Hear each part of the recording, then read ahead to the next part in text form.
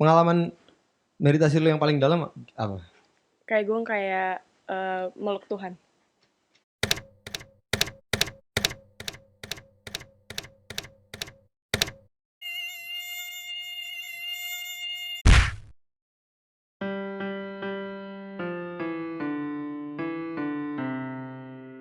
Halo semuanya, selamat datang kembali di BT Podcast yang bertujuan untuk memberi inspirasi bagi kalian yang ingin bertemu dengan tahun baru. Hari ini kita kedatangan Zarfa. Hai. Tolong introduce yourself. Halo, nama gue Zarfa. Gue kuliah di University of Illinois, Urbana-Champaign. Gue dari Jakarta.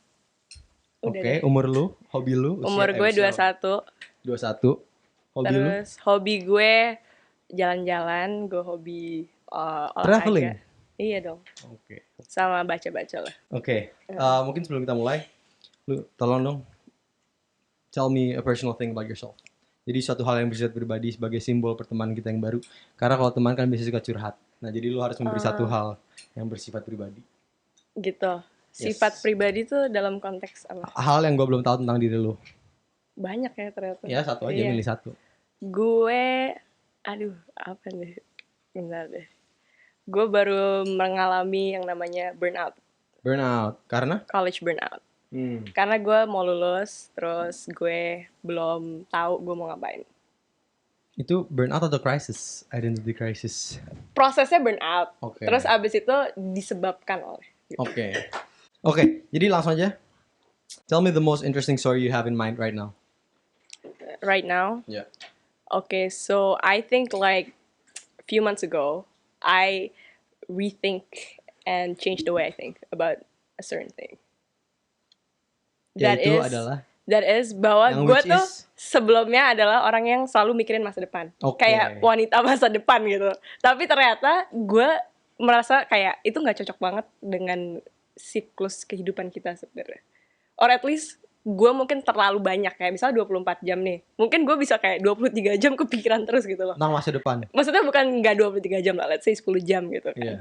Karena kan kita tidur. Cuman gue mencoba untuk merubah itu. Oke, apa yang lu pikirin? Kayak masa depan lu dalam segi karir atau misalnya semuanya keluarga, aja, siapa semuanya lu menikah aja. sama siapa gitu?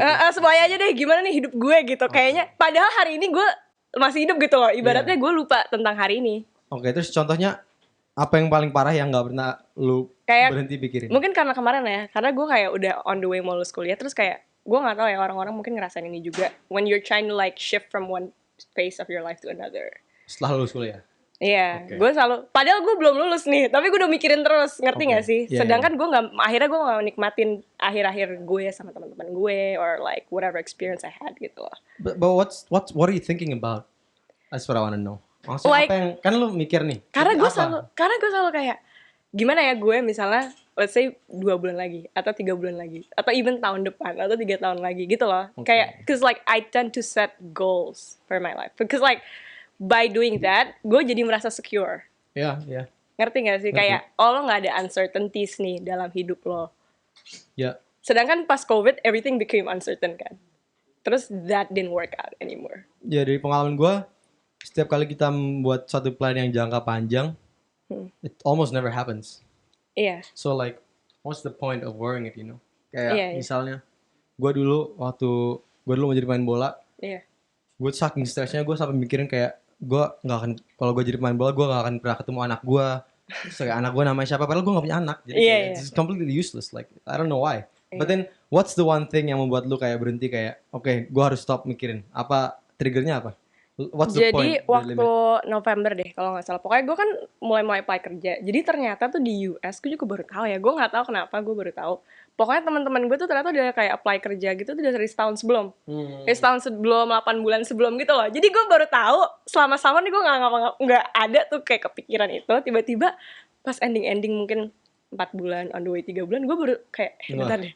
Terus pas gue lihat teman-teman gue udah pada dapet. Jadi gue tadi nggak mau sih. Iya. Lu teman-teman lu udah siap semua. Teman-teman gue udah siap nih. Jadi kita nih suka membandingkan dengan orang lain ya kan. Itu penyakit manusia salah satunya. Nah gue kayak gila, teman-teman gue udah tahu nih mereka mau kemana, masa gue di sini lagi sih gitu loh. Terus abis itu gue kayak itu, makanya gue bilang kayak burnout gitu loh. Gue apply kerja banyak banget dan gue nggak dapet selama 3 bulan atau 2 bulan gitu. Gue nggak dapet sama sekali. not even like an interview waktu itu. Ini di Amerika? Di Amerika. Karena mungkin COVID juga, gue gak ngerti. Oh, ini belum lulus ya? Belum. Okay. Jadi everyone applies like months before, like even a year before they graduate, you know. And I didn't understand that concept. Teman-teman lu udah stres setahun lah mikirin. Setahun. Lu belum, jadi dari situ lu mulai mikir bahwa lu harus mikirin masa depan lu apa gimana?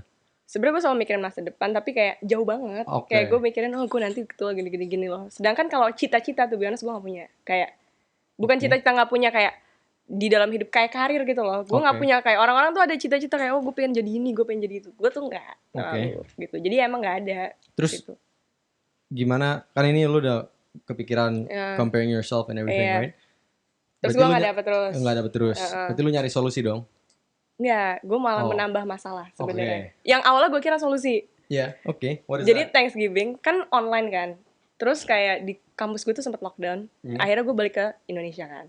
Gue pikir, gue ke Bali deh sama teman-teman gue nih. Cari gitu. Inspirasi ya? Apa kayak gue gak ngerti lah healing apa gitu kan. Bali healing. Iya, gue mencoba lah ke Ubud lah ke apa gitu kan. Ternyata gue menambahkan masalah gue karena konteksnya salah. Gue merasa kayak gue pergi ke satu tempat, masalah gue nih hilang nih yang itu tuh. Tapi ternyata nggak dong, masalah gue bertambah dong. Gue dapet email lagi, apa lagi. Jadi makin gue nggak enjoy. Gue tiba-tiba kayak anjir, gue nggak suka di Bali. Akhirnya makanya gue kayak bersyukurnya juga gue tuh jadi banyak baca buku yang kayak self worth gitu loh, kayak Malcolm Gladwell gitu. Self-worth. Iya, self-worth, I deserve love. I deserve love. Bukan, pokoknya buku-buku dia kayak Adam Grant, terus Brené Brown. That's not self-worth. That's more like growth kan, self-growth. Self-growth. Iya. Jadi gue baca-baca buku. Sebelumnya gue gak pernah loh baca-baca buku kayak non-fiction gitu. Selalu baca buku fiction. Terus akhirnya apa buku yang membuat lu kayak I gotta stop thinking about the future? Jadi sebenarnya a series of books. Jadi kayak gue kan juga yang gue cerita, mungkin tadi gue cerita sih. Tadi gue kayak yoga gitu kan. Terus yoga instructor gue tuh ngerekomen satu buku kayak namanya Patanjali. Terus Patanjali. Itu buku yoga. Itu filosofinya yoga. Jadi yoga kan sebenarnya school of philosophy kan. Enggak, tapi it's a book, right? Yeah, it's a book. Okay. And then I read Adam Grant, Think Again. I think it was like a very big book, 2020. Terus gue jadi baca banyak buku yang kayak gitu-gitu lah, kayak Brené Brown, terus segala macam. Terus gue tuh baru menyadari gitu loh, kayak there was one line that I got, like it says kayak almost everything would work if you unplug and recharge. So I came to an idea that my Bali trip was like supposedly my unplug and recharge, not an escape. Ngerti nggak? Kayak misalnya lo punya komputer nih rusak, lo biasanya cabut terus colok lagi kan. Lampu rusak, lo cabut biasanya kayak tadi deh lampu, lo cabut terus lo colok situ. That's true. Terus akhirnya gue berubah tuh dari situ dulu kayak. Itu bukunya Adam Grant. Yang unplug and recharge gue baca apa ya, conscious gitu deh, ada deh. Terus habis itu ya udah dari situ gue coba I take that idea. Oh ternyata gue kayak recharging myself nih. Gak apa-apa gue kayak kemarin gagal. Misalnya gue apply berapa kali, gue udah interview capek-capek terus nggak dapet, nggak apa-apa gitu loh. Terus tapi kayak bukan berarti gue berhenti dong. I have to keep on doing that gitu loh. Cause I almost felt like I don't think I want to apply for jobs anymore. No. Do you ever feel like kan tadi lu sempat bilang lu suka ngebandingin, lu pernah merasa nggak kayak lu nggak tahu bakat lu apa? Oh iya dong. Jadi kayak lu nggak tahu. Nah, gue juga merasa gue mengenal diri gue lebih banyak selama 3 bulan ini dibandingkan mungkin kayak almost all the rest of my life. Pas baca-baca buku gitu? Iya, karena lo jadi kayak lo tau gak sih emotional intelligence kan katanya empathy. Tapi ternyata pertamanya tuh lo harus self awareness dulu. Empathy is for losers. Enggak lah. Yeah, no, of course. Sorry, gue potong. Empathy is for losers. What you want is sympathy. No, but empathy, you have compassion dong abis itu. No. Compassion is a synonym for sympathy. But this is an off-cam where we can debate. I want to hear about you. Okay, so you learned about empathy. Enggak, self-awareness. Oh, self-awareness that led to what, emotional intelligence? Or at least what I read is like you actually have to know about yourself. And then like a lot of times you think you know about yourself or something. So what do you know about yourself? Who are you? Ya, itu dia lah jawabannya gitu. Ya, at least gue tahu kayak misalnya contoh ya itu tadi kayak I always think about the future. Ternyata, ngerti gak sih? Sama ini gue nggak aware kayak, oh ternyata gue selalu mikirin masa depan, tau gak sih? Oh iya, jadi dan itu tuh penyakit, itu tuh penyakit. Ternyata lo mikirin masa depan mulu, lo kapan enjoy hari ini? Ngerti gak sih kayak? Akhirnya gue tahu ternyata kayak, oh ternyata caranya lo tuh kayak lo ubah. Misalnya biasanya lo mikir masa depan tuh misalnya let's say anggap aja 23 jam nih.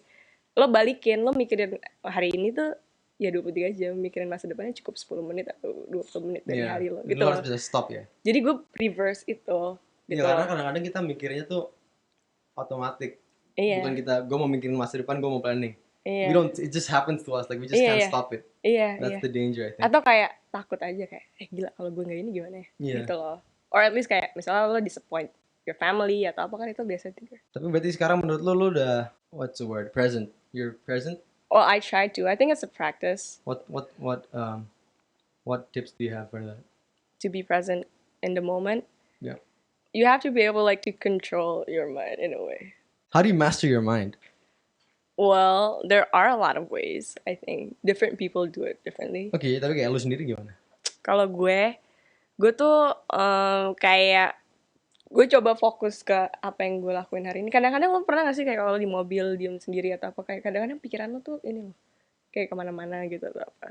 Atau iya, tapi nggak gitu? pernah membebankan sih. Oh gitu, cuman mikirin gitu aja. Cuman kayak mikirnya nggak penting aja. Tapi nggak pernah kayak stres. Paling mikirin kayak a movie I watch, which doesn't matter, you know. Yeah. Well, sometimes I have that. Like those are light thoughts. But maybe because like I was in that phase of like graduating and stuff, so like things got ini. Cuman apa ya yang gue, makanya gue pas gue yoga itu gue coba ikutan kelas yoga kan, teman gue ngajak. Itu di Bali? Enggak, di Jakarta. Terus kayak ada kayak meditasinya gitu loh. Awalnya gue gak ngerti kayak apa sih meditasi, ngerti gak sih?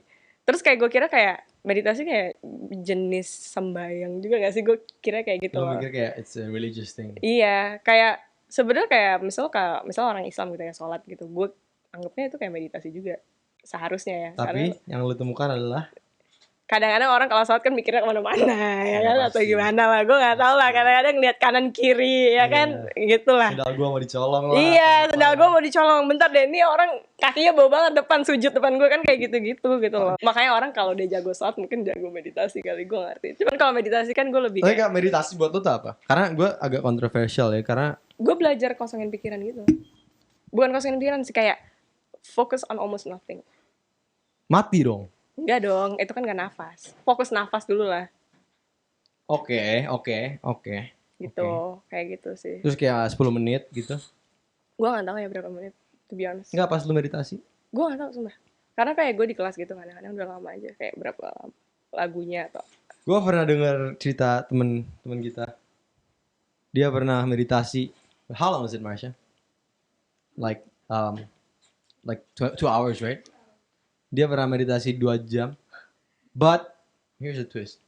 Tapi rasanya 10 menit. Oh, berarti lu udah jago banget, men, kalau udah. Enggak. Itu cuma sekali seumur hidup. Berarti pengalaman meditasi lu yang paling dalam apa? Kayak gue meluk Tuhan. I wanna know the story, the details. Like lu meditasi. Jadi tiba-tiba gue selama ini yang mikir Tuhan tuh di atas kayak langit-langit gitu. Tiba-tiba di kayak memeluk gue gitu. Ngerti gak sih? Kayak gue rasanya kayak tiba-tiba kayak, oh gue kayak ternyata dia tuh sedekat itu sama gue loh, bukan jauh. How though? Ya gue gak ngerti itu. Maksudnya lu lagi duduk, lagi betapa nutup mata, terus lagi nafas kayak gitulah. Gue kayak ya udah mungkin kayak it comes to a certain minutes kali, gue udah terlalu ini kali, gue udah gak tau lagi. Gue pikirin sendiri itu? Enggak, rame-rame. Gue gak tau ya, kalau sendiri gue belum jago deh. Belum bisa kali ya. Terus reaksi lu gimana? Terus gue kayak nangis gak? Kayak kaget lah, gue jadi kayak jantung gue tiba-tiba kayak gitu loh, kayak lo tau gak sih?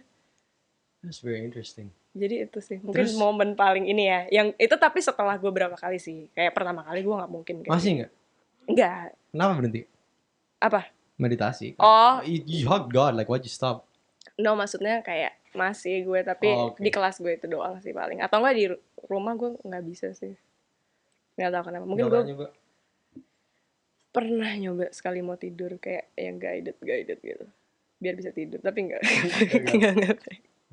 Gagal. Tapi actually what happened to you is menurut gue lu cukup beruntung ya, karena lu umurnya 21 dan lu udah mulai mikir kayak oke, gue harus apa, I have to be aware of my thoughts. Kayak gue nggak boleh dikontrol pikiran gue kan. Banyak orang umur sampai umur 60, 70 masih. Dia kayak khawatir non-stop worrying. I don't know how they can live that long, that much worrying. Like they worry so much. Ada yang sampai mati kayak mereka nggak pernah. Tapi kayak lu mungkin bagusnya juga karena lockdown kali ya. Gue kayak waktu lockdown gue sendiri di apartemen gue. Jadi kayak gue gak ada roommate kan semester kemarin. Jadi gue mau lu gak ada pelarian ya? Gak ada. Mau gak mau diri gue sendiri nih yang gue hajar gitu loh. Itu penting sih. Kayak menurut gue banyak masalah di bumi ini yang akan teratasi if you just wanted to face yourself, you know? Iya. Because you're a mess. Not you. Like we're all a mess. We are all. Well, except us. We're a mess. But like ini kayak nggak ada ini. Ya, the guys. Maksudnya kayak lu pernah baca buku Power of Now gak? Power of Now tuh yang menulis siapa sih? Eckhart Tolle. I know that guy. He's the nggak mau deh gue deskripsi ntar dibilang rasis lah ya nggak apa. He's white. Can't be racist to white person. Agak pendek kan? Oh yeah. He's not that tall. That's the book that changed my life. Jadi gue sebenarnya sama kayak lu, kayak gue sempet mikir-mikir yang kayak anak gue gak akan pernah gue ketemu. Terus gue kayak karena lo main bola. Karena gue main bola kayak liburnya, gue mikir kayak bener-bener kayak for a period of my life I sat down on the sofa, I sat down and thought. Gue ditanya, Elias lo ngapain aja? Gue mikir, legit, it was an activity for me. Tapi dari situ karena gue I didn't try to run away from it. I read that book and it changed my life. Gue inget satu momen di mana yang kayak it's about presence. It's called Power of Now. Jadi kayak I think I recommend that book to you. Yeah, I'll read that. I see him a lot. Dia kayak di interview Oprah gitu-gitu masih. Suka lah dia. Yeah. For like 10 episodes. Iya. Alright. I think before we end this episode, sekarang lo boleh nanya gue satu pertanyaan. Seperti gue memberi pertanyaan kepada lo. Oh gitu. Because we're friends now. Terus kalau mimpi aneh lo apa semalam? Katanya lo mimpi aneh tiap hari kan? Iya. Yaudah yang semalam. Ya, semalam lupa tapi. Gitu. Yang paling lo inget? Gue pernah ketindihan Andrew. Oh gila. Oh itu sesak nafas atau enggak? Sleep paralysis. I couldn't move. Sumpah man. I wasn't even scared because it's Andrew, you know. Terus lo gimana dulu diceritain kayak gitu? Enggak, jadi gue di Jogja. Tapi secara detailnya lo cuma ketindihan doang. Oh no, nothing weird happened. Ini cuma kayak 6 seconds. Kayak gue ketindihan, gak bisa gerak, buka mata ada Andrew.